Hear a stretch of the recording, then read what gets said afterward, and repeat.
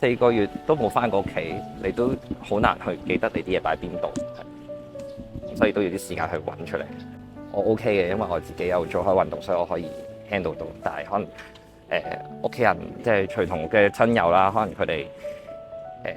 身體都要適應點樣行上樓梯，所以都要啲時間。老人家想上去嘅，係佢一直都好堅持上，但係因為佢身體唔舒服啦，即係佢啱先出院，所以佢今次咪就 join 唔到上去。但係佢都好堅持，下次都想有多次上。遇難者家屬佢哋都要同屋企好好道別，即係3個鐘都唔會夠，祈個禱都好，喊一喊都好。我自己係想記錄低最後一次翻，即係我唔知係咪最後一次啊，即係翻屋企嘅回憶咯，係啊，我諗都係當最後一次嘅，所有嘢都當最後一次咁樣做係。其實我阿嫲嫲係 OK 嘅，佢會好堅強，係